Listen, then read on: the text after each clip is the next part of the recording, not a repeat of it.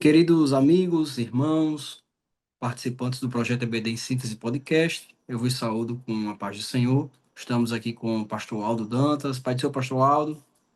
Pai do seu pastor Ítalo, pai do seu irmão Milde. Estamos com a irmã Milde. Pai do seu irmã Milde. A paz do Senhor, pastor Ítalo, a paz do Senhor também, o pastor Aldo.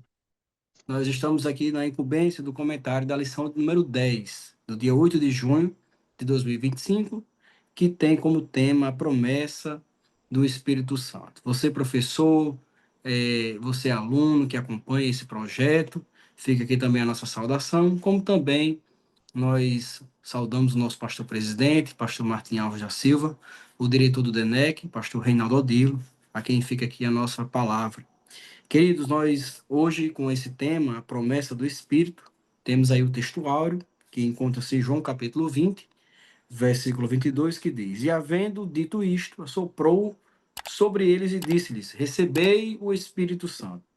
A verdade prática extraída desse versículo diz: a promessa do Pai não se restringe a um grupo particular ou a um período específico, mas inclui todos aqueles que se arrependem e creem no Evangelho. Nossa lição de hoje tem uma palavra-chave, que é a palavra Espírito, tratando da terceira pessoa da Trindade. Pastor Aldo, as considerações iniciais, depois a irmã Milde, nessa introdução, para que a gente possa já entrar aqui na nossa lição.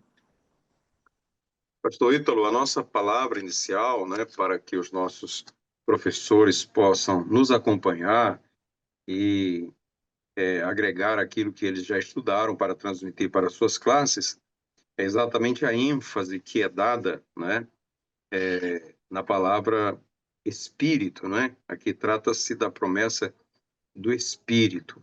E o que é interessante, essa minha observação inicial, é a verdade prática, E essa promessa do Pai não se restringe a um grupo, em particular, ou um período específico, mas que inclui todos aqueles que se arrependem e creem no Evangelho, ou seja, todas as pessoas que se arrependeram, creram no Evangelho, nasceram de novo, a promessa do Espírito Santo é para essas pessoas. Irmã Milde, nas suas considerações iniciais.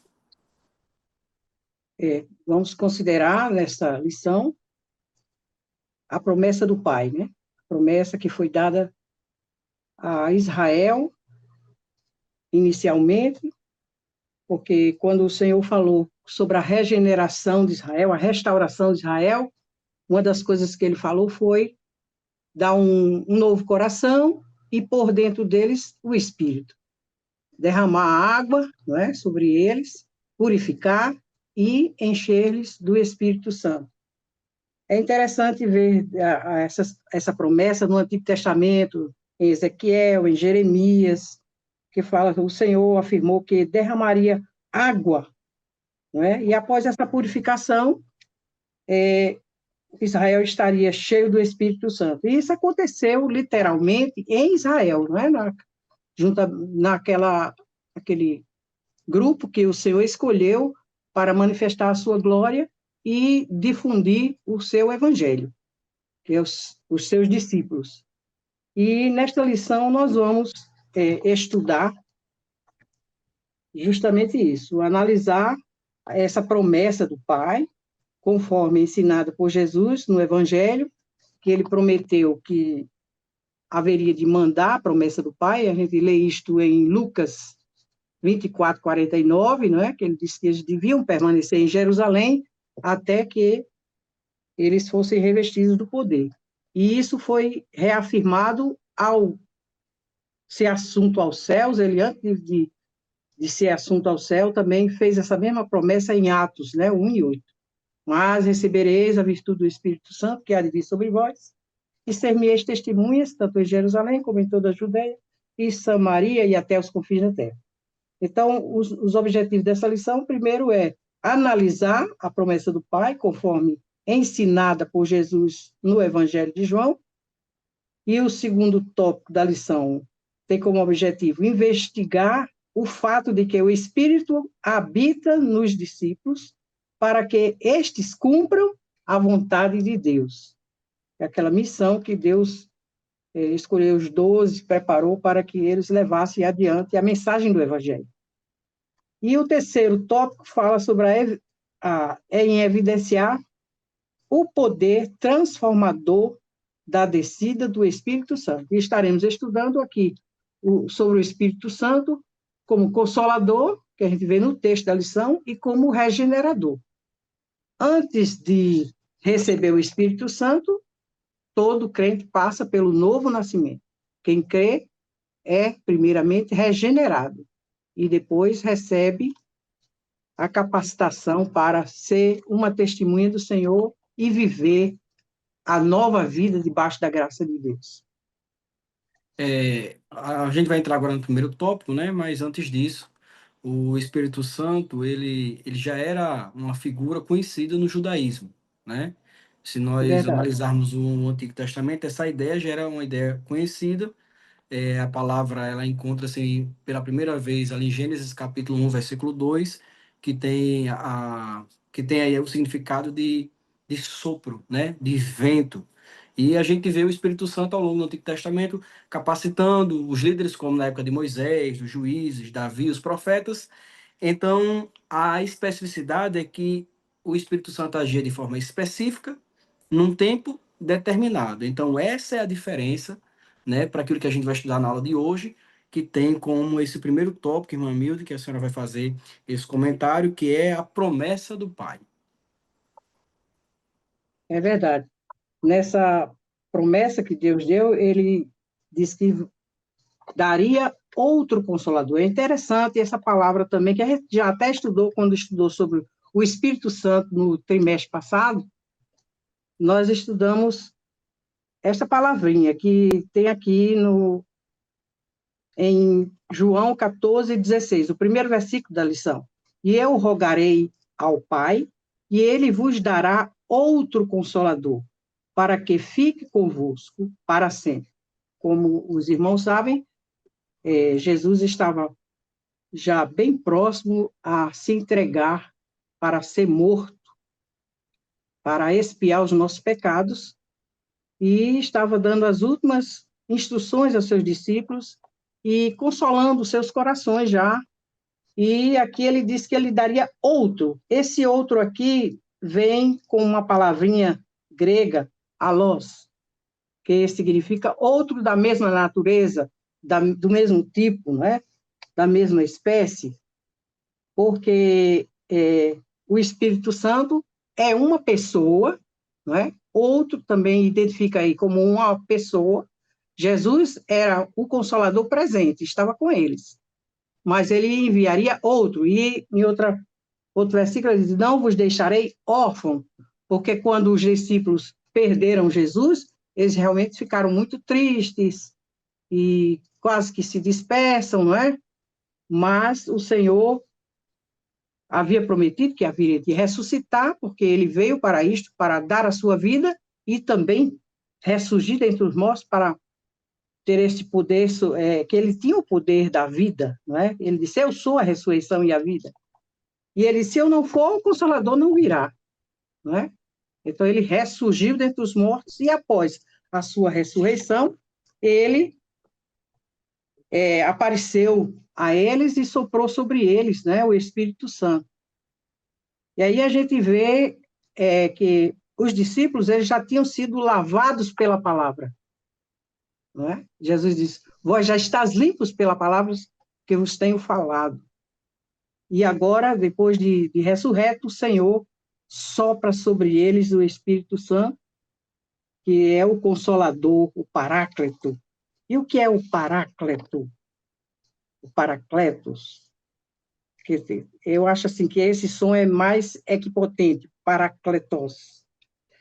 E ele é um intercessor. Esse para é que está junto.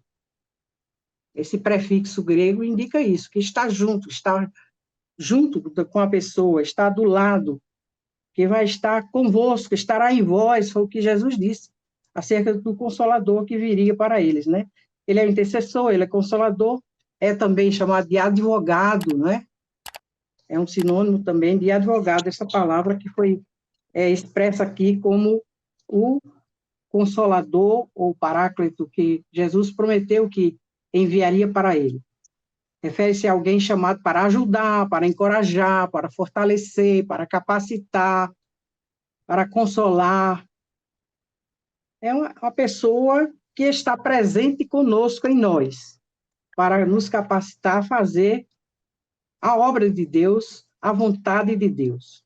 Esse termo grego aus, como já falamos, é indicado assim a distinção também em relação àquele heteros, o heteros que a gente fala em português hetero, né?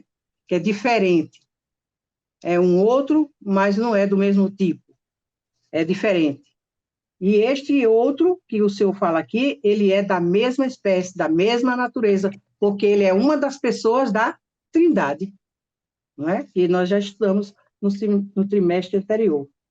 E que é uma promessa do Pai que ele nos daria para nos ajudar a vencer o pecado. Ninguém pode... Uma das coisas que as pessoas que não creem no batismo no Espírito Santo questionam é isso. E são duas experiências da graça?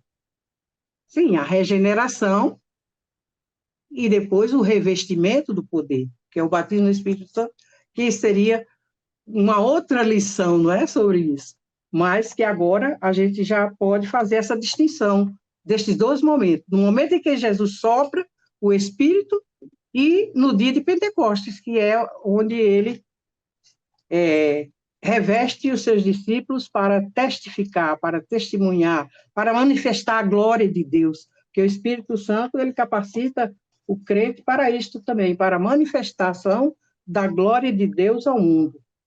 E é interessante que, nesta lição, ele já fala também sobre a questão da manifestação das línguas no dia de Pentecostes, não é? Que foi o revestimento do Espírito Santo, e o sinal foi as línguas. Línguas que eles falavam conforme o Espírito Santo lhes concedia que falasse, e que é um sinal para aqueles que não creem, né? Para os descrentes, para os infiéis. Mas para nós, né, o sinal é a profecia, como diz Paulo, em 1 Coríntios 15 e 45. E quando o Senhor disse, não vos deixarei órfãos, é porque os discípulos realmente estavam tristes, e eles necessitavam de serem fortalecidos pelo Senhor. E ele disse, não vos deixarei órfãos, enviarei outro Consolador, né, que estará em vós, né, que estará convosco, e ele ficará para sempre, porque quando o Senhor arrebatar a igreja, nós iremos, né, com o Espírito Santo, né? Seremos vivificados por ele. Até uma menção do Espírito Santo como Criador no Velho Testamento, Salmo 104, né, versículos 29 e 30, e fala que que o Senhor envia o seu Espírito e são criados. E aqui é interessante, que o Senhor criou a sua igreja, não é? Através do sopro do seu Espírito sobre os discípulos. E o revestimento do poder nos discípulos também, para que eles saíssem e propagassem o Evangelho, que é o poder de Deus, para transformação de todo aquele que crê. E como o pastor Aldo já falou sobre esta promessa do Pai, ela não diz respeito somente a um grupo de pessoas, ou somente aquele povo naquela época, ela é atemporal. E Pedro, explicando sobre isto, ele disse, essa promessa vos diz respeito a vós, a vossos filhos, né? E a todos quantos o Senhor, nosso Deus, chamar. Então, que todos estejam aptos a receber este poder, porque sem ele nós não podemos vencer o pecado, nem podemos fazer a vontade de Deus, nem viver conforme aquilo que lhe agrada. Precisamos ser revestidos deste poder. E é uma outra coisa que vai mais adiante ser falada, eu acho que é sobre, já no item 3, sobre o Pentecostes, né? E vamos deixar para os demais irmãos.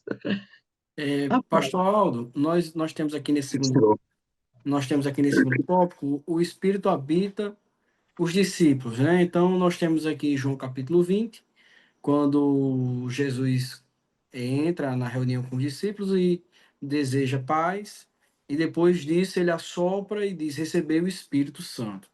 Então, essa explicação é importante sobre o Espírito Santo nesse momento recebido pelos discípulos. Como foi esse recebimento do Espírito Santo, né?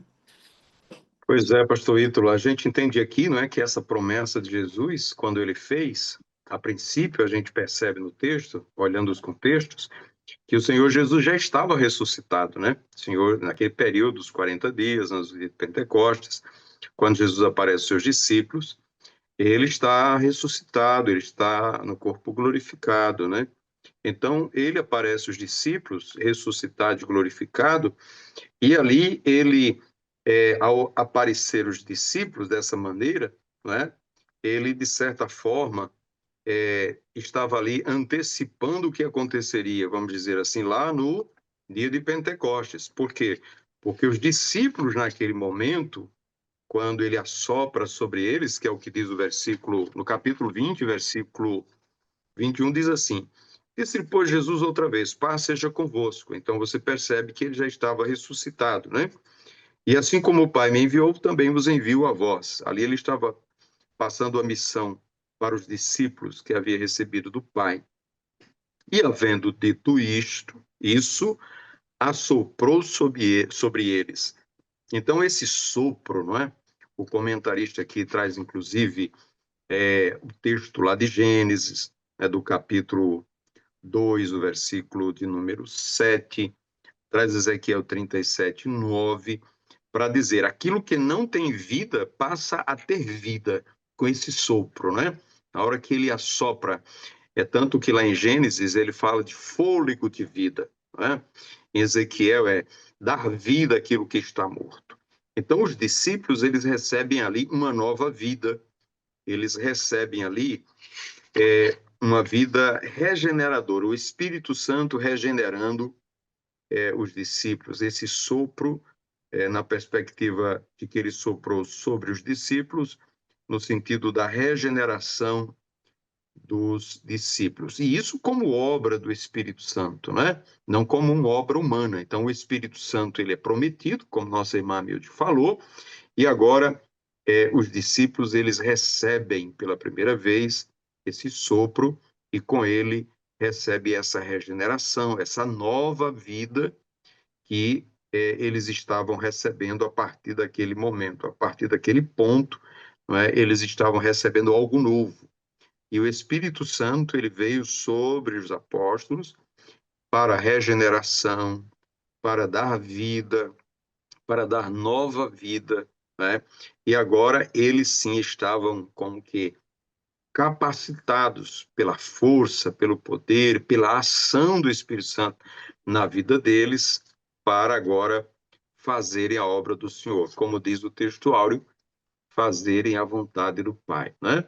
Porque, como Jesus disse no princípio, assim como o Pai me enviou, eu também vos envio, ou seja, para fazer a sua vontade. A vontade de Deus era que todos os homens fossem salvos e que eles fossem salvos mediante o sacrifício de Jesus.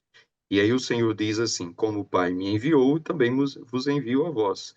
Ou seja, como o Pai me enviou para fazer a sua vontade, eu também vos envio a vós para fazer a vontade de meu Pai. E isso só era possível mediante, ou isso só é possível mediante a ação do Espírito Santo na vida dos discípulos, daí porque ele assopra e diz: recebei o Espírito Santo. Então, nesse segundo tópico, de forma bem sucinta, bem resumida, né, é um acontecimento que ocorre antes da descida do Espírito Santo no dia de Pentecostes, mas que tem uma ação regeneradora, uma ação de trazer vida para os discípulos e trazer uma nova vida. É como se eles tivessem sido vivificados pelo Espírito Santo, né? O que posteriormente acontece no dia de Pentecostes com o derramamento do Espírito Santo. Nesse terceiro tópico, que a gente vai estudar sobre agora a descida do Espírito Santo, nós temos aí a celebração, né? Enquanto Jesus, quando ele fala sobre receber o Espírito, está no período que compreende a Páscoa, né? Então vai finalizar com o Pentecostes. Então, a promessa foi cumprida no Pentecostes, inaugurando uma era diferente da igreja. Naquele momento, os discípulos eles tinham recebido a regeneração, mas agora eles recebiam a capacitação, o poder, ele é derramado. Então, o Espírito agora habita em todo crente, é inaugurada a igreja. Ele não apenas visita, ele desce permanentemente para ficar, para guiar. A igreja nasce numa comunidade espiritual e missionária. A igreja nasce missionária e o relacionamento com Deus agora ele passa a ser interno, passa a ser vivo, passa a ser dinâmico, porque o Espírito Santo, a dinâmica do Espírito Santo agora vai dirigir a igreja. Eu acho interessante que eu vi aqui uma ilustração do paralelo do Sinai com o Pentecoste, né? A ilustração em relação a Êxodo 19. Deus desceu com fogo, trovões e som de trombeta, e deu a lei a Moisés. E no Pentecostes, o Espírito Santo desce com som de vento, línguas de fogo e vozes sobrenaturais. Então, o significado é que essa ilustração é uma intencional de continuidade em relação ao que aconteceu. É um novo Sinai. Então, como Deus desceu no monte com fogo, né, com trovão, agora no derramamento do Espírito Santo, o Espírito Santo desce com fogo, desce com línguas estranhas, com a voz do céu, né, que agora é o norte da igreja. Então, todos foram cheios do Espírito Santo. Nós podemos ver que houve uma mudança naqueles judeus que estavam ali esperando, orando, esperando a promessa que Jesus tinha feito para que eles não saíssem de Jerusalém, e todos foram cheios do Espírito Santo. Então, eu acho que isso é uma coisa interessante que a gente pode, junto com os professores, com os alunos, meditarmos nessa mudança de composição de uma ação agora ativa, viva, né? Se assim como no Pentecostes, como na antiga aliança, no Sinai, Deus deu a Moisés o escrito em tábuas de pedra, agora, pelo poder do Espírito Santo, esse escrito está num coração transformado, né? No Espírito que já habitou nos discípulos pela regeneração, mas agora com a capacitação, com um poder intenso para que a igreja viva na dinâmica do Espírito Santo de forma missionária. Se o senhor, pastor irmão Milton, quiser complementar, a gente já está aqui no terceiro tópico, dá para a gente, cada um, trazer mais uma. É, Tá certo. é interessante. Eu vou começar e vou pedir para a irmã Milde fazer o fechamento, né? Quando você falava aí, nós nos lembrávamos do seguinte, né? Primeiro, a gente fez essa investigação, né, sobre a promessa, né? A promessa, aliás, analisamos essa promessa, uma promessa que foi feita por Jesus. Depois, investigamos esse fato de que realmente os discípulos receberam, através do sopro, né, de Jesus, receberam ali o Espírito Santo, assim como todo crente, ao aceitar Jesus, ele recebe o Espírito Santo. Ele tem o Espírito Santo, né? Ele tem o Espírito Santo. Ele é importante porque é o Espírito Santo que é quem regenera, né? Quem santifica. O Espírito Santo é quem está ali trabalhando, o poder de Deus trabalhando na vida do cristão, formando nele o caráter de Cristo, dando condições para ele fazer a vontade de Deus. Então, o crente ele precisa dessa presença, ele é a habitação do Espírito Santo, ele é a morada do Espírito Santo, né? O Espírito Santo habita nele, ele precisa dele. Só que no Pentecostes, né, no dia da descida do Espírito Santo, ali o revestimento do poder de Deus, é o revestimento do Espírito Santo, né? E aí esse revestimento, ele tem uma evidência, né? Enquanto que você recebe Jesus, a evidência é que você era um pecador, agora você é uma nova criatura. E a mudança do caráter é que vai determinar se realmente você é uma pessoa transformada pelo poder de Deus, uma nova criatura ou não. Já no batismo no Espírito Santo, a evidência é o falar em línguas, né? Em línguas estranhas, uma língua estranha para quem fala, apesar de que possa ter pessoas ali que conheça muito bem aquela língua, mas para quem fala é estranha, né? E possa não ser estranha para quem recebe, né? Que pode acontecer isso, você falar numa língua que você não conhece, nunca estudou, e a pessoa que está ali, está falando a minha língua natural, né? Então, essa é uma evidência do batismo com o Espírito Santo. Mas o importante é linkar, não é? Uma coisa é a habitação do Espírito Santo, aquele que é regenerado, aquele que nasceu de novo, aquele que aceitou Jesus, né? Ele recebe o Espírito Santo. Mas existe a promessa também do batismo com o Espírito Santo. São duas coisas distintas.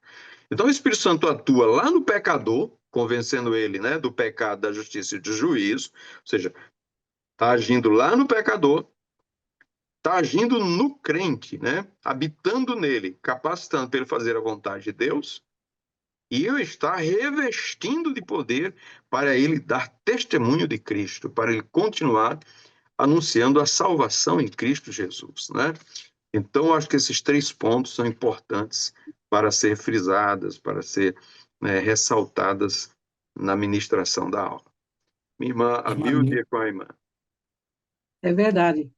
E nós vemos que a promessa do Pai para Israel, porque a salvação veio de Israel, disse o Senhor, né? A salvação vem dos judeus. Cristo nasceu daquela nação, foi enviado por Deus para trazer a salvação ao mundo. E depois que ele efetuou o seu sacrifício e que ressurgiu dentre os mortos, ele se tornou aquele Adão.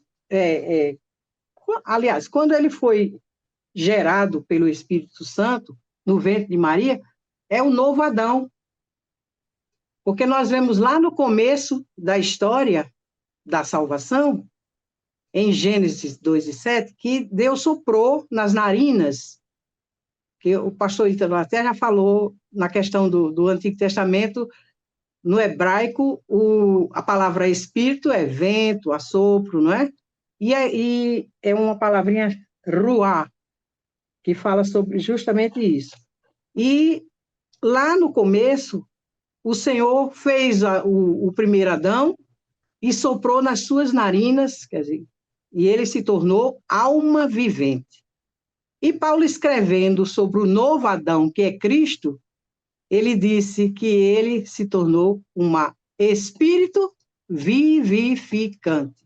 Quando ele soprou sobre os discípulos, ele estava dando nova vida para aqueles crentes, não é? Eles já conheciam o Senhor, já conheciam a palavra, e estiveram numa escola integral, de manhã, tarde e noite com o Senhor, aprendendo a sua palavra. E foi uma coisa que o Senhor cumpriu ali também para com os seus discípulos, o novo concerto que ele traria para com Israel, não é? Que ele diz assim: mas este é o concerto que farei com a casa de Israel depois daquele dia. Diz o Senhor: porei a minha lei no seu interior e a escreverei no seu coração. E serei o seu Deus e eles serão o meu Deus. Porque sempre a vontade de Deus foi separar um povo para si, para a sua glória, para habitar junto, não é? Habitar com a sua criatura. E através deste processo de regeneração do Espírito Santo, o crente passa a ser habitado pelo Senhor. E diz aqui em Jeremias que e não ensinará alguém mais a seu próximo, nem alguém o seu irmão, dizendo: conhecei ao Senhor. Eu creio que isso aqui, na plenitude, vai acontecer no milênio, não é? Na plenitude só vai acontecer no milênio. Mas hoje, todo crente recebe a lei do Senhor no seu coração, como está escrito na carta aos Romanos, que o Senhor colocou na boca e no coração, né? Que a palavra estava na sua boca e no seu coração. Porque ele haveria de escrever nas tábuas, não de pedra, mas nas tábuas de carne do coração, a sua lei, a sua palavra. E é pelo Espírito Santo que nós temos esta revelação da palavra, né? Entendemos a palavra e passamos a praticá-la no poder do Espírito Santo. Ninguém pode, sem o revestimento, fazer as obras de Deus, porque as obras que agradam ao Senhor são feitas em Deus e no poder do Espírito Santo. O crente é regenerado para a prática das boas ações no poder do Espírito Santo. Porque o Espírito é o que ensina, é o que guia, não é? É o que intercede, está conosco, nos fortalecendo nas nossas fraquezas. Ele é aquele que nos reveste com virtude, com poder, para que a gente possa também produzir aliás, para que seja também em nós produzido o fruto do Espírito. Não é verdade? O amor, a justiça, não é? A alegria, a paz, tudo isso vem através do revestimento do Espírito Santo, que o Senhor deseja estar conosco sempre, para sempre. É esse sentido que ele deu para os discípulos também. Não os deixarei órfãos, não é? Estaria com eles para sempre. Eis que estarei convosco para sempre. O último versículo de Mateus é isso, não é? Ele disse que estaria com os seus discípulos sempre. Então, todo aquele que crê no Senhor se torna morada de Deus em espírito, porque ele nos adquiriu para isto. Paulo, escrevendo aos Coríntios, no capítulo 6, ele fala sobre isso, que o crente deve se lembrar que ele foi comprado por bom preço. Glorificai, pois, a Deus no vosso corpo e no vosso espírito, os quais pertencem a Deus. Ele nos purificou para estar em nós, para permanecer em nós, e para que também façamos as obras de Deus. Levemos adiante a sua mensagem para a libertação dos pecadores, e que só acontece na virtude do Espírito Santo, porque ele é quem convence o pecador. Como está escrito, foi o próprio Jesus quem ensinou. Convence o pecado da justiça e do juízo, não é? Ele convence as pessoas para que eles venham ser regenerados, para que creiam e sejam purificados e regenerados. Então, nós temos que enfatizar toda esta obra do Espírito Santo na vida do crente, para que ele seja uma testemunha do Senhor. Ninguém pode falar a palavra de Deus sem a unção do Espírito. É necessário. E eu acho interessante um texto que está na carta de João, que ele diz que nós nem precisamos que alguém nos ensine, mas o Senhor é tão bom que levanta, não é? Os ensinadores, levanta os doutores na igreja, levanta os pregadores, porque nem todos são diligentes para ler a palavra, para meditar, para buscar o conhecimento. E o Senhor, querendo a edificação dos santos, a edificação do seu povo, levanta pessoas para ensinar. E ele diz, vós não precisais que alguém vos ensine, porque a unção está em vós. Porque o Espírito nos ensina todas as coisas. Como agir, como falar. É quem nos guia, nos dirige e nos capacita para servirmos cada vez melhor ao Senhor. Principalmente nos mantendo santificados nele, né? No Senhor. Porque ele regenera e é também aquele que nos santifica. Pronto, então nós temos aí a conclusão. O Espírito Santo agiu no Antigo Testamento, ele agia de forma temporária, né, para fins específicos. A promessa foi feita pelos profetas Ezequiel, pelo profeta Joel, que haveria um tempo histórico que Deus derramaria o Espírito Santo. Esse tempo foi o tempo da igreja, ou seja, quando Jesus ressuscita e os discípulos recebem o Espírito Santo, está se falando de regeneração. Agora, o cumprimento do dia de Pentecostes era regeneração para aqueles que, depois da pregação, ouviram a pregação de Pedro, mas para aqueles que já tinham recebido como habitação, como revestimento de poder. Então, isso fica muito claro na nossa doutrina, né, pastor Aldo? Que esse cumprimento do Espírito Santo, da promessa do Espírito Santo, ela é uma promessa universal para a regeneração e uma promessa também universal de capacitação a todos quantos o Senhor chamar. Eu vou passar para o senhor, irmã Emil, já considerações já finais e agradecimentos, que a gente está chegando aqui no final da nossa aula. Amém. Obrigado, pastor Ítalo, pela paciência conosco também, na hora dos comentários. Esta é a nossa última lição comentada nesse trimestre, não é? E queremos aqui registrar também a nossa gratidão, a nossa irmã Milde, para cooperar. A gente está sempre aprendendo uns com os outros, a gente fica aqui comentando, mas ao mesmo tempo ouvindo os comentários e aprendendo com os irmãos, né? É muito bom estarmos aqui fazendo esse podcast. E agradecer ao nosso pastor Martim pela confiança, ao pastor Reinaldo pelo convite, fazer parte dessa equipe, né?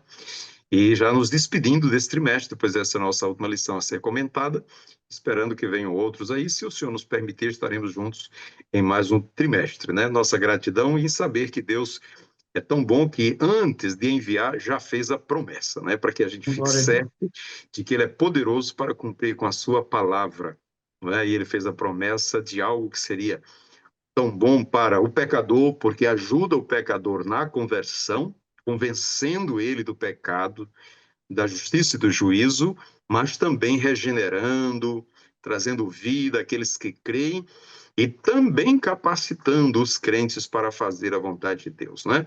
E o tema geral dessa lição, pastor Ítalo, que é: e o Verbo se fez carne. Ora, o Verbo se fez carne para que ele pudesse revelar o Pai. E não somente isso, mas para que nós pudéssemos também ter a imagem de Cristo em nós, né? E quem é que gera essa imagem em nós? É o Espírito Santo. É o Espírito Santo quem produz, né, essa imagem, até que Cristo seja formado em vós. Ele, dia a dia, tem trabalhado o nosso caráter para que o nosso caráter se pareça com o caráter de Cristo. Então, essa é a promessa mais gloriosa que a igreja pode receber, a promessa do Espírito Santo, porque ele veio para nos consolar, nos fortalecer, nos alegrar, nos guardar, nos ensinar todas as coisas, né? E também fazer com que possamos sentir a presença de Deus em nossa vida sempre. É sempre bom ter a presença do Espírito Santo conosco. O salmista Davi disse: ora, Senhor, não retire de mim, né, o teu Espírito, né? Então isso mostra a necessidade de não só termos o Espírito, mas sermos revestidos do Espírito Santo. Eu agradeço o pastor Ítalo, a irmã Milde, desejando que Deus continue abençoando as suas vidas. Amém. Muito obrigada. Eu também quero agradecer ao Senhor esta oportunidade que Ele me tem dado de poder contribuir neste projeto de podcast. E, se Deus nos permitir, estaremos também novamente no próximo semestre. Queremos só lembrar nestas últimas palavras que os nossos professores podem fazer menção também deste dia de Pentecoste que aconteceu na festa das semanas, né? A festa da colheita é chamada também de festa das primícias, está tudo aqui envolvido. E o Senhor escolheu justamente esse período das 3 festas principais, não é? Esta era a do Pentecoste, era a segunda festa. Primeiro aconteceu a Páscoa, que foi quando Jesus se doou, ele se ofertou para expiar os nossos pecados. E agora, no Pentecoste, ele cumpre a promessa do Pai, enviando o seu Espírito para fortalecer os seus discípulos, para cumprir a missão, levar adiante o Evangelho transformador, purificador, regenerador, que traz salvação a todo aquele que nele crê, né? Que é o poder de Deus para a salvação de todo o que crê. Então, temos que lembrar também aos nossos alunos que, uma vez regenerado, precisamos buscar o revestimento do Espírito Santo. Ninguém sem o Espírito Santo pode vencer o pecado. É claro que, quando somos regenerados, a obra é feita pelo Espírito Santo, mas o crente precisa buscar o revestimento do poder para que possa ser verdadeira testemunha do Senhor e para que seja transformado a cada dia, de glória em glória, conforme a imagem do Filho de Deus. Que Deus nos ajude, nos abençoe. Amém. A paz do Senhor, irmã Milda, a paz do Senhor, pastor Pai do Senhor. Aldo. Pai do Senhor, pastor Ítalo, paz do Senhor, irmã Milde. Nossa gratidão a Deus e até uma próxima oportunidade, se Deus assim nos permitir. Pai do Senhor. Amém. Pai do Senhor.